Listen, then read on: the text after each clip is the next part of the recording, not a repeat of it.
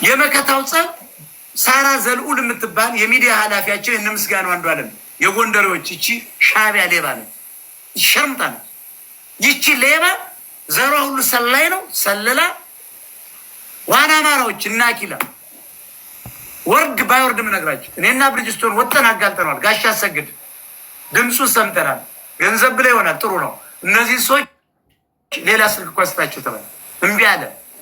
በኋላስ ያልገባው መሳፍንት እስክንድር በመጽሐፍ ቅዱስ ስላታለለው አይነካም እስክንድር ሲለው ሊመቱት እነ መከታው ከጦር ያላቸው ውሸት እኮ ነው። አሁንም ሌሎች ናቸው ጦር ያላቸው። መከታው ጦር የለው ባይሰው ዘመነ ጦር እንደለ ታውቃላችሁ። በገንዘብ ነው የሚገዙ። ሂዶ ፎቶ ይነሳሉ። በምንም ታምር ጦር ሜዳ ውሎ ላይ አውሉ። እስክንድር ነጋ 50 ፋኖ የለው ብታምኑ ባታምኑ በገንዘብ እየገዛ ነው። እንዴት ታስገዛለ ይላሉ። ባንዴ ጌታ የአስር አለቃ እነዚያን ፋኖች ይገዛል እኮ እስክንድር በገንዘብ ይዞት ነው አማራን ለመስበር ልጨርስ። ስለዚህ አሁን እየተደረገ ያለው መከታው የሚባልን የፋኖ መሪ የሚያደርግ ሸዋዬ ካለ ተሳስተሃል። በመጀመሪያ ደረጃ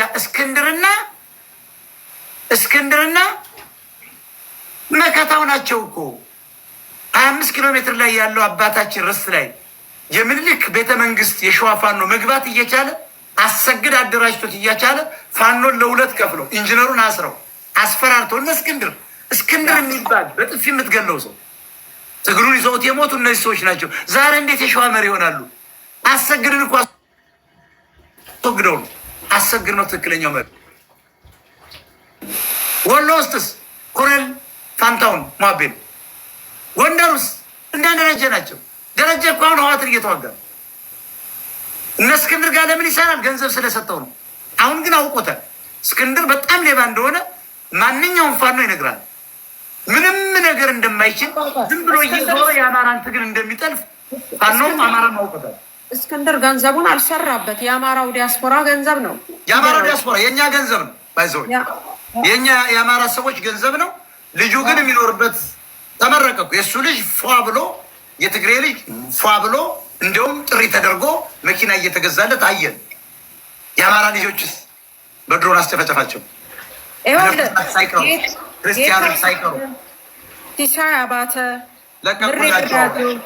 እስክንድር ነጋ፣ መከታው፣ ዘመነ ካሴ፣ አስረስ እና ማርሸት እነኚህ ናቸው። ራሳቸውን አማራው ሳይመርጣቸው የአማራ መሪ ነን ብሎ የተኮፈሱ ትግሉን የጠለፉ ቅድም የወንድማችን ዶክተሩ የተናገረውን ሁሉ ሴራ እስከ ካርቱም ድረስ ሄደው አማራው በሌለበት አማራን ወክለናል ብሎ ከጠላቶቹ ጋር ግብፅ ሳይቀር ሱዳን ሳይቀር ኤርትራ እነኛውን ከአማራው አማራ እኮ አገር አይደለም፣ እነኛውን አገር ናቸው።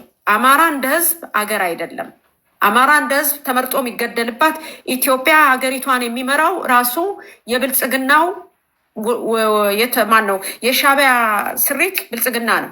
ጌታ አስራደ፣ ሲሳይ አባተ፣ ምሬ ወዳጆ፣ እስክንድር ነጋ፣ መከታው፣ ዘመነ ካሴ፣ አስረስ ማረ ዳምጤ እና ማርሸት ማንም ሳይመርጣቸው አማራን እያስጨፈጨፉ ነው። ክልሉን አውድመዋል።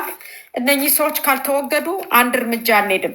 እነኚህም ተወግደው እኛ ዲያስፖራዎች የአማራ ሲቪክ ሶሳይቲ ፈጥረን ይህንን ገንዘብ በየቦታው የሚዝረከረከውን ገንዘብ ሎጂስቲክ ፈጥረን አማራውን ፋኖውን ትክክለኛውን ፋኖ መርዳት ካልቻልን፣ የፖለቲካ ክንፍ ካልፈጠርን፣ የአማራ የመረጃ ድርጅት ክንፍ ካልፈጠርን በፍጹም አንድ እርምጃ አንሄድም። ዝም ብለን እንዳወራን እዚሁ እንቀልጣለን። የወጣነው እንደወጣ እንቀራለን። ህዝባችን እዛ ያልቃል።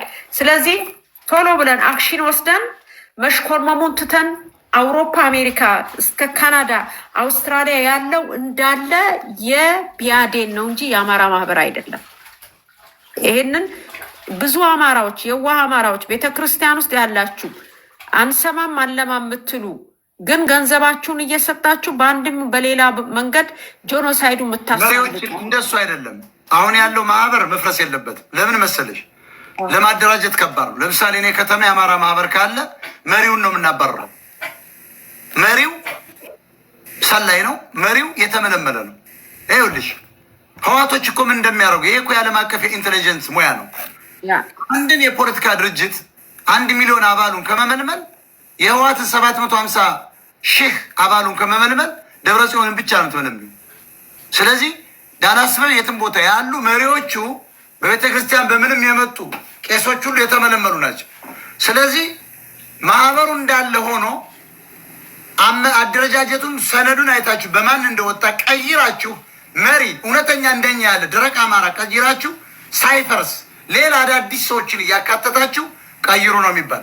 እንደ አዲስማ አያስተኙንም። እኛ አሁን እዚህ ከተማ ልፍጠር ብል ሆዳም ለምደዋል ገንዘብ እኔን ለማጥፋት ነው የሚመጡ። በፍጹም ህዝቡም አይመጣልሽ። አሁን መምከር ያለብን ፖለቲካዊ አካሄድ ነው የምንሄደው። በእያንዳንዱ በአውሮፓና በአሜሪካ ያላችሁ የአማራ ማህበራት አማራ ናችሁ። እንደ እውነቱ መሪዎቻቸውን ያሉትን ቦርድሚውንም አባሩት በሙሉ ቀይራችሁ እንደኛ ፊት ለፊት ወጥቶ የሚታገል ሰዎችን በሊቀመንበርነት አስቀምጡ። ያኔስ አማራዊ አንድነት ይመጣል። በትልቅ ከተማ ከ50 ስቴት እየተሰባሰብን እንደግሳለን፣ ዘፈን እንከፍታለን፣ በዚያ ምግብ እንሸጣለን፣ አልኮል እንሸጣለን፣ ቲሸርት እንሸጣለን። ልክ እንደ ግንቦት ሰባት ገቢውን ትራንስፓረንት በሆነ ግልጽ በሆነ የአሜሪካ መንግስት በሚፈቅደው አካውንት እያስገባን ህጋዊ በሆነ መንገድ በአማራ የወደቁ ሰዎች እርዳታ ሰበብ ፋኖን ልናስታጥቀው እንችላለን። ማን ያገባዋል? ለወደቁ ሰዎች እንልካለን ብለን 10 ሚሊዮን ዶላር መላክ እንችላለን። ግን ዙሮ ግን አማራ እንዲታጠቀው ማድረግ ይቻላል።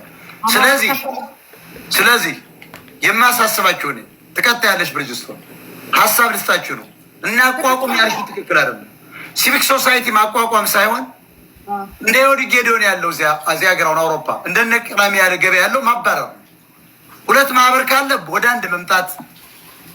ራሱ አባላቱ እየሰማችሁ ነው። ኑና አስቸኳይ ስብሰባ ጥሩን በሉ። ሲጠሯቸው የዚህ ዕለት አይ መሪያችንን መቀየር እንፈልጋለን፣ ምንም ለውጥ አልመጣም፣ እናንተ በግልጽ አትፍሯቸው፣ ምንም አያመጣም፣ በድምፅ አውርዷቸው፣ በድምፅ አውርዱት። በቃ የፈለጋችሁትን ደግሞ የመለመናችኋቸው ሰዎች ቁጭ አድርጓቸው፣ እነሱንም ተከታተሏቸው። መጀመሪያም ስትመርጧቸው የመንግስት ሰዎች ናቸው፣ ብልጽግና ናቸው፣ ምንድን ናቸው? ብልጽግና የሆነ ሁሉ አንድም ሰው መመረጥ አይችልም። አብን ነው፣ አብንም መሆን አይችልም። ሌላ እንደኛ በቃ ንጹህና ሌላ ተራ ሰው ምሮጡ። ዶክተር እያላችሁ አትጃጃሉ። ዶክተር ፕሮፌሽናል ነው፣ አንጀት ሊቀጥል ይችላል፣ ፖለቲካል ሊቀጥል አልቻለም። አቶ የሚባለው ነው እንዲሁም የሚጠቅማቸው። የናቃችሁት አማራ ነው የሚጠቅማቸው። ዶክተር እያልክ አትጃጃል። ለኑሮ መደጎሚያ ያደረገ የአማራን ገንዘብ ፖርሽ እየነዳ ነው። ቤምዳብል እኮ ነው የሚነዱት እዚህ ከተማ። በኢትዮጵያ ኮሚኒቲ ስም እኮ ገንዘብ ይገኛል እኮ ከመንግስት። ግን ለኢትዮጵያ አባረ በአማራ ሰዎች የያዙ እግር ኳስ ሰሜን አሜሪካችን በአማራ መቀየር ነው። ኢትዮጵያንስቶች አያገባንም ካለ ተነጥሎ የኢትዮጵያንስት ያቋቁም። ማንኛውም የአማራ ደም ያለበት ግን እዚያው ጋር ይቅር። እዚያው ሰሜን አሜሪካ የእግር ኳስ ጨዋታ ላይ ያለው ድርጅት ላይ ይቅር። አይ እኔ አያገባኝም ካለ ኦሮሞና ትግሬ ያላቸዋ እኔ አያገባኝም ካለ ወላይታ መውጣት ይችላል። አይ አማራ ማለት እኛም አማራ እንሳተፋለን ካለ ብሔር ብሔረሰቦችን ይዘን እንቀጥላለን። አንፈልግም ካሉ ግን 95% አማራ ስለሆነ በአናት ተዘቅዘቅ በለው። ስለዚህ የእግር ኳስ የአሜሪካውን የአውሮፓን መቀማት ትችላለህ አማራ። አንተን ቤተክርስቲያን ልንገራችሁ፣ ቄሶች፣ ምዕመናን እናንተ ናችሁ የምትወዙት አማራዎች። ትግሬን መንጥር አባሩ፣ ኤርትራ ኦሮሞነችን አባሩ፣ የመንግስት ደጋፊዎች ናቸው። ስለዚህ አማራ የሆነ ሰው ብቻ ካህን ምረጡ፣ አስተዳዳሪ፣ ገንዘብ ያዥ አማራ።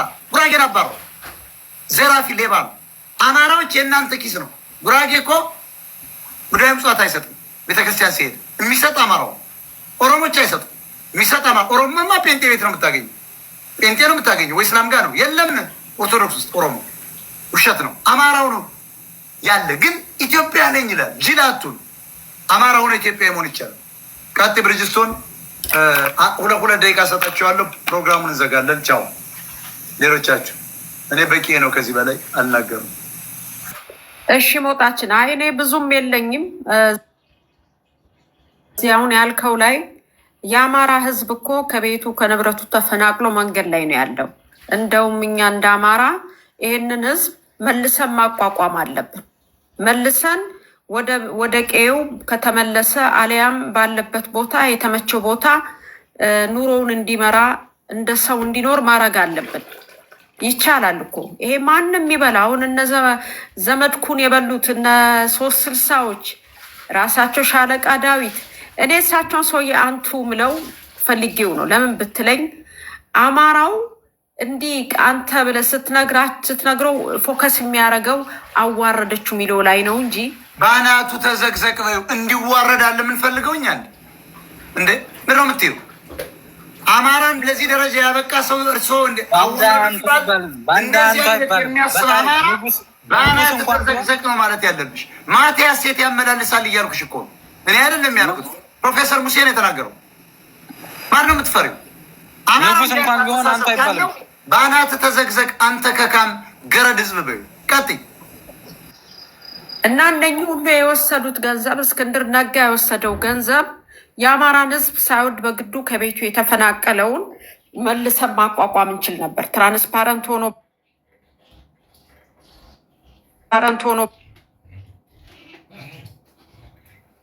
ናገር እኛ እኮ ገንዘቡን እንኳን ሰብስበን ወደ ኢትዮጵያ 10 ሚሊዮን ዶላር ብንልክ ምክንያት አለን። ምክንያታዊ ነው የኛ። ምክንያቱም እያፈናቀሉን ነው ገና እነኚህ ይሄ መንግስት ይሄ ሻዕቢያው ኢትዮጵያ ውስጥ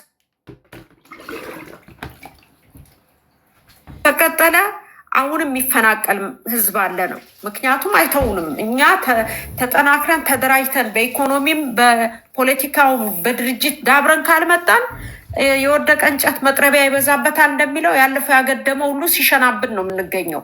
ስለዚህ መደራጀት አለብን ነው። ሌላው ቅድም ያነሳሁት ወንድሜ ፕራውድ ጋር 2.5 ሚሊዮን ሻዕቢያ አዲስ አበባ አስቀምጦ አሰብን ሊያዝ የሚል ጦርነት ማወጅ እኔ ምን አይነት እብደት እንደሆነ ባላቅም የለየለት እብደት ነው።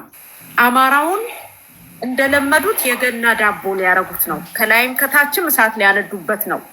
ምክንያቱም አማራ እንበድ እስቲ ለተወሰነች ሰከንድ እንበድና አማራ ብልጽግናን አምኖ ከብልጽግና ጎን ተሰልፎ ጦርነት ሰበቀ ቢባል ከጀርባው ያለው ብልጽግና ውስጥ የተሰገሰገው እነ አብርሃም በላይ እነ አርከበ ቁዋይ ሳሞራ የኑስ በድምፅ ሴቶች በብዛት ትግሬዎች ናቸው። ንፋስ ስልክ ላፍቶ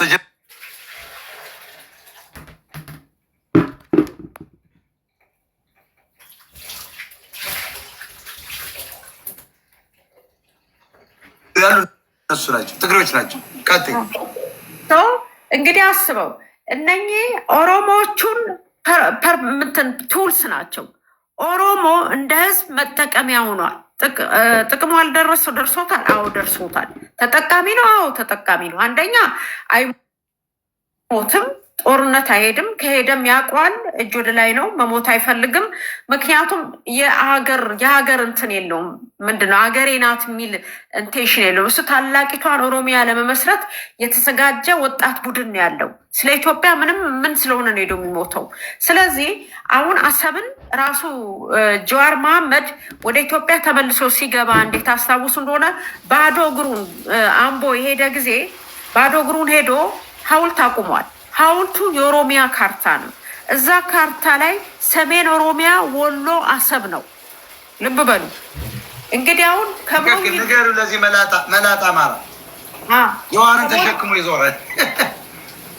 ቀጥይ አየህ ከሞኝ ደጃፍ ሞፈር ይቆረጣል እንዲሉ አማራው ወድቆ ፈንጅ ረግጦላቸው እነሱ ሀብቱ ኢኮኖሚው በእጃቸው ስለሆነ መርከባቸው የሚያቆሙት እነሱ ናቸው። አማራን ለመግደል ነው እንጂ አሰብን እንመልስ የሚሉት ራሱ ኢሳያስ አፈወርቂ እኮ አማራ ኢትዮጵያ ውስጥ ባይኖር ያለምንም ቅድመ ሁኔታ አሰብን ከፍቶ ይሰጣቸዋል። ይሄ ነው ፋክቱ። የሚያሳየውም ይሄ ነው ታሪኩ። አንደኛ ትግራይ ትግሪትን መንግስት ሊመሰርቱ ነው። ኦሮሞዎች ጋር ምንም ችግር የለባቸውም። በፖለቲካ አንድ ናቸው። አይዲዮሎጂያቸው አማራ የሚባለው ነው። መሀል ላይ የገና ዳቦ መሆን ያለበት ለዛ ነው ጦርነት የሚያውጁት እንጂ ጦርነትን አያረጉም። እስቲ ካሰቡ ለምን የኦሮሞማው ኃይል ሄዶ አሰብን አያስከፍትም? ለምን አማራ ላይ አጋፋሪ ያስፈለገ? አማራ እኮ በጦርነት አልቋል፣ በረሃብ አልቋል፣ በማፈናቀል አልቋል። ምንም እኮ አማራ የለም። ኢቭን እኮ ዛሬ የአማራ ሐኪሞች ተምሮ እኮ ስራ የላቸው ማን ነው? ስለዚህ ላሳጥረውና ሞጣችን ቆይታ እናቃለ ወንድም አለም የዚህ ጦርነት ለባህሉ ድምቀትና አማራን መቀነሻ ነው።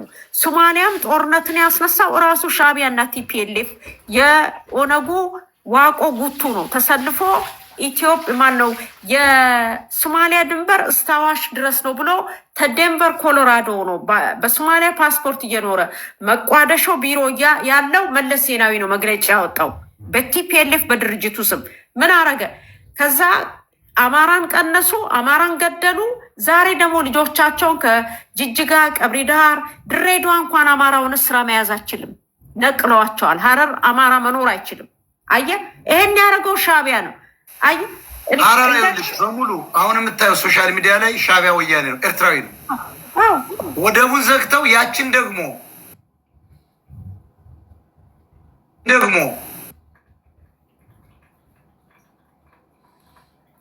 እያንዳንዷን በሶሻል ሚዲያ ላይ የሚሳዳደቡ ሴቶች ምናምን ስታያቸው ዘራቸው ሻዕቢያዎች ናቸው። ቂጣቸውን ከፍተው የሚያሳዩ የሚደንሱ የአማራ ባህል አለ። እነዚህ ሀረር በሙሉ አማራ እየጠፋ ኤርትራዊ ነው ያለው። እርግጠኛ ሆኜ ነግራችሁ በአማራ ስም ይነግር ነው። አንድም አማራ የለም በሶሻል ሚዲያ ላይ። ቀጥይ ዶክተር ወዳጄነ ማረና ራሱ ሀረር የተወለደ ሻዕቢያ ነው። የመንግስት ፕሮፓጋንዳ ነፊ ሆኖ ዶክተር እጥረት እያለ 3 ዶክትሬት አለኝ እያለ ሰው በሐኪም እጥረት እያለቀ እሱ ዩቲዩብ ላይ ጥሩምባውን ሲነፋ ይውላል። የሴት ይነፋል፣ ጥሩምባ ይነፋል።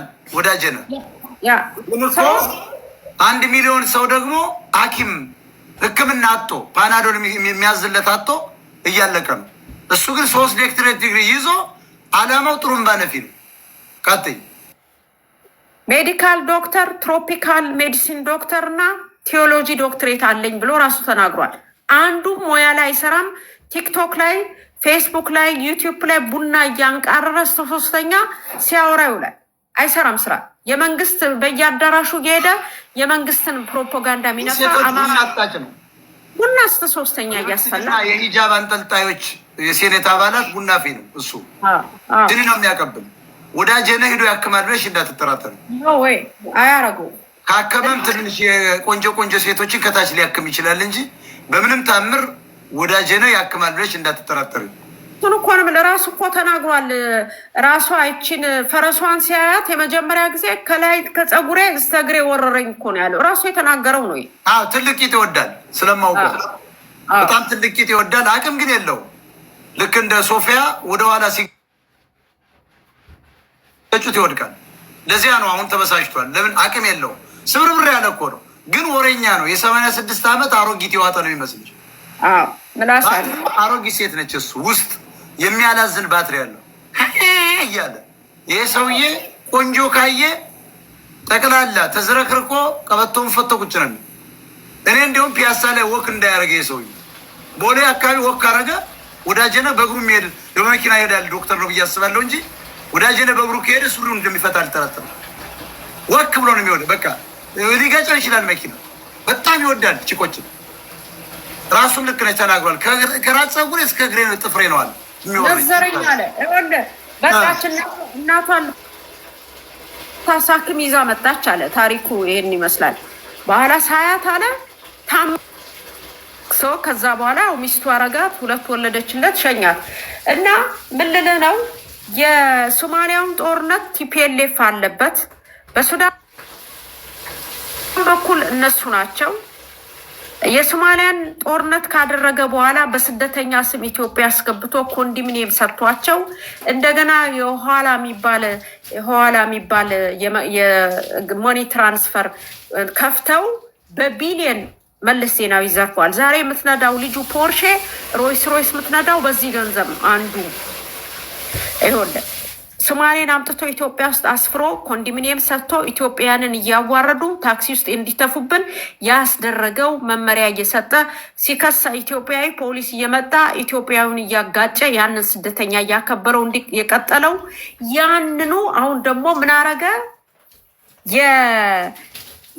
የአማራ ህዝብ የመኖርና ያለመኖር ህልውና የወጣቱ የጎንደር ወጣት የባህር ዳር የወልዲያ ወጣት ቅድም ተናግሬያለሁ የታገለበትን ትግል ጠልፈው በቀን 10 አውሮፕላን ኤርትራዊ ሻቢያን አስገቡ። ቲኬት እኔ ከፍላለሁ ብሎ በነፃ ነው የመጡት። አሁን ግን አልከፍልም ብሎታል። እዚህ እኮ ነው ከአብይ አህመድ ጀምሮ ብልጽግና በሙሉ ገዳይና የአማራ አስቀንደኛ ጠላት ነው የምልሽ። ያ አሁን ምን ልልህ ነው ይሄን ሁሉ ያነሳሁት? አንድ ናቸው። ራሱ የትግራይ ተቃዋሚዎችን ይዋቸው ሂዱና አጥኑ። አውሮፓ አሜሪካ ሰላማዊ ሰልፍ ሲወጡ አማራ እናጠፋዋለን፣ አማራ ቡዳ ነው፣ አማራን እንዲህ ነው፣ አማራ ነው። ግን አንዲት ቀን የኦሮሞን ህዝብ እናጠፋለን አይሉም። አንድም ቱልሳቸው ነው መንደርደሪያ ነው። አብረው አይደል የሚሰለፉ የኦነግና የነሱን ባንዲራ ይዘው ረሳሽ። ይኸውልህ እነሱ በፖለቲካ አንድ ናቸው። የፖለቲካ ጋብቻቸው ላይፍ ታይም ነው። በቃ ፍቅር እስከ መቃብር ነው። አገር መስርተው ኦሮሚያና ትግራይ የሚባል ሀገር አማራው ነው መሀል ላይ የሚንከላወሰው። ምንድን ነው መፍትሄው? አማራው በራሱ መቆም አለበት። ብዙ ነን እንላለን እኛ፣ የተማረ ኃይል አለን እንላለን። ስለዚህ ቅድም ያልኩትን የሎጂስቲክ የመረጃ ድርጅት የአማራ የዲፕሎማሲ ክንፍ እና የአማራ ሲቪክ ሶሳይቲ ፈጥረን በራሳችን ካልቆምን አሁንም መናጆ ነው የምንሆነው። የማንም ጨርቅ የሻይ ቤት ፎጣ የመጣው የሄደው ሁሉ እጁን ሲጠርግብን መሳቂያ። ኢቭን እነሱ ንቀውን አህያ ይሉናል። አየህ ቤተክርስቲያን ውስጥ የመሸጉት የእነሱ ጳጳስ ብሬን ዎሽ ያረጋል። ዘረኝነት ጥንብ ነው እያለ ይሰብካል። ፓራላይዝድ አድርገዋል አማራን። ገብተዋል። ስትገደል ትበዛለ ይለዋል።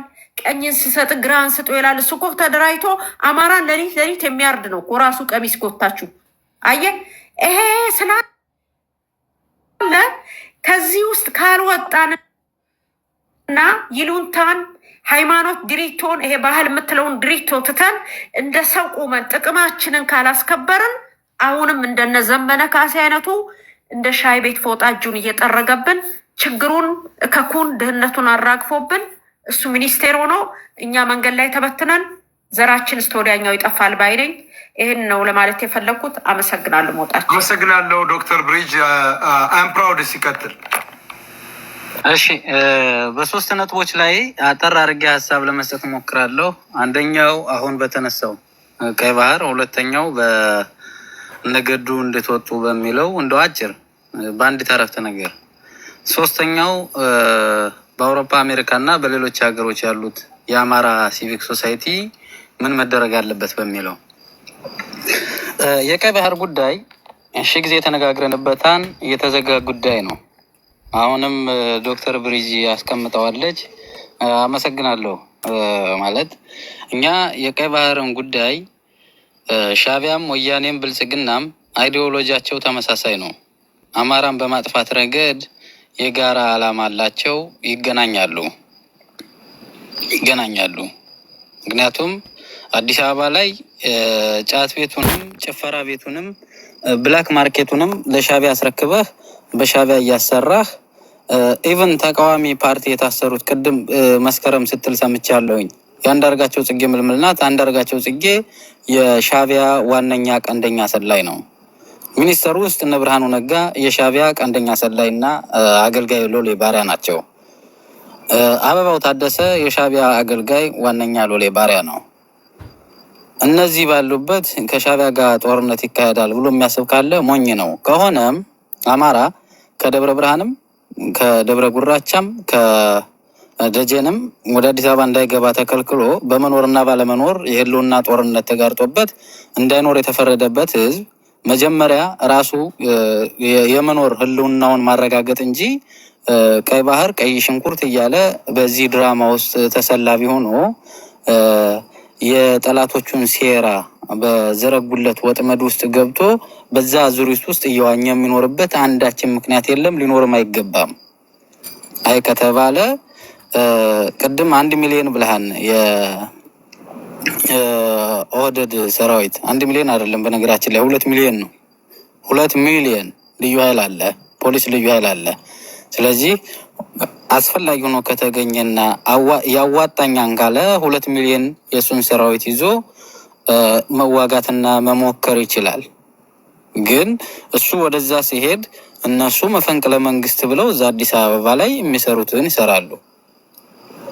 እውነት ነው የምነግርህ ሞጣ፣ መዝግብልኝ ይሄን ብልጽግና፣ ይሄ ዘገምተኛ፣ ፈሪ፣ አንጭበርባሪ፣ ዱርዬና ወሮበላ ስርወ መንግስት ወደ ሻዕቢያ ጦርነት በከፈተ ጊዜ አዲስ አበባ ላይ መፈንቅለ መንግስት ይካሄዳል። በዚህ እስካሁን ያቆሙት ጦርነቱ ካልናቸው በኋላ ቆሟል እኮ አሁን ማቸውን አላየም። ሶሻል ሚዲያው ቆሟል። ይህን ካልን በኋላ በቃ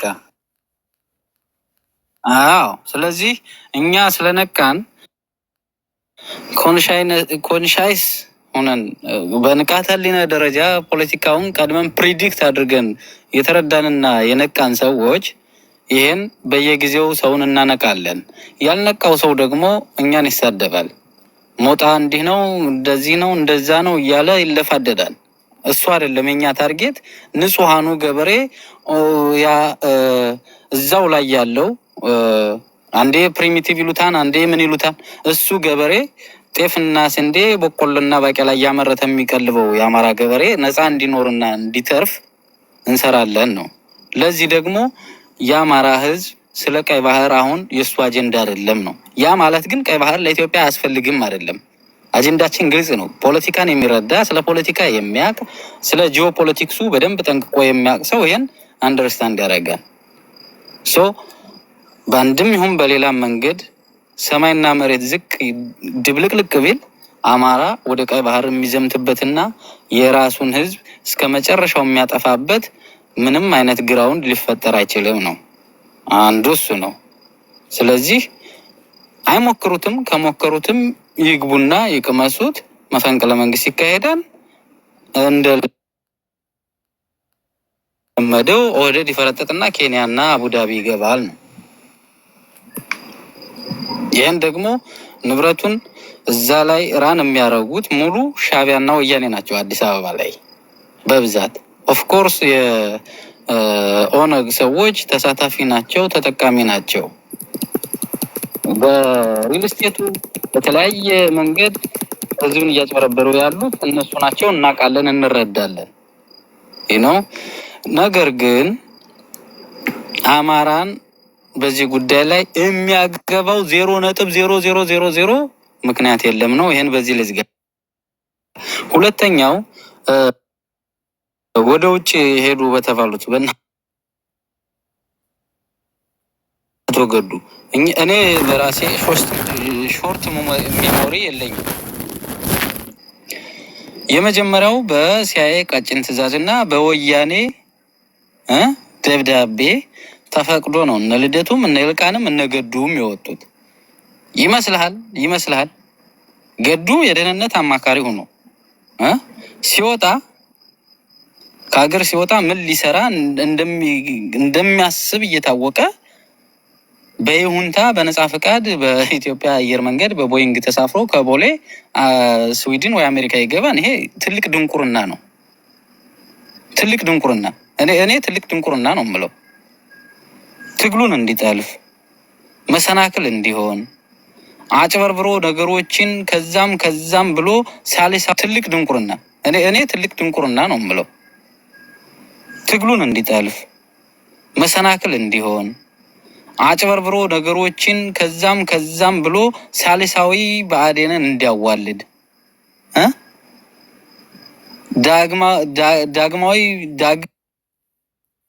ዳግም ብአዴንን አዋልዶ ለዚህ እንዳበቃው ሁሉና ለአማራን ለውርደት እንደዳረገው ሁሉ አሁንም ሳልሳዊ ብአዴንን እንዳዋልድ ተልእኮ ተሰጥቶት ፐርፐዝሊ ታስቦበት የፖለቲካ ስሌት ተሰርቶ በኢንተሌክቹዋል ደረጃ አይተውት አንብበውት አጥንተውት አምነውበት አጽድቀውት ነው ገዱም ይልቃልም ልደቱም ወደ ውጭ እንዲሄዱ የተደረገው። ስለዚህ ይሄ እንዴት ብሎ ሰው እንዴት መጠየቅ ያቅተዋል? እንደውም ገዱ እኮ ማሳያው የሆነ የብልጽግና ፓርላማ ላይ የሆነ ሰዓት ተቃውሞ አቅርቦ ነበር አይደል እንዴ? የቁም እስረኛም ነው ተብሎ ነበረ። ካን ዩ ቲንክ ኢት? የቁም እስረኛ የሆነ ሰው በአብይ የቁም እስረኛ ሆኖ ግን በአብይ ፍቃድ እንደፈለገ ከቦሌ ካን ዩ ኢማጂን ኢት በነፃ ይወጣል ወደ አሜሪካ፣ አውሮፓ። ስለዚህ እነዚህ ሰዎች ሳሊሳዊ ብአዴንን ለማዋለድ ተልኮ ተሰጥቷቸው የወጡ ከርሳም ሆዳምና ጸረ አማራ ባንዳዎች ናቸው ነው። ይህን ሰው ሊረዳና ልብ ሊለው ይገባል። ወጥ ሄደው የሚወሸቁ አይዘ እና አስረስ ማረ አለ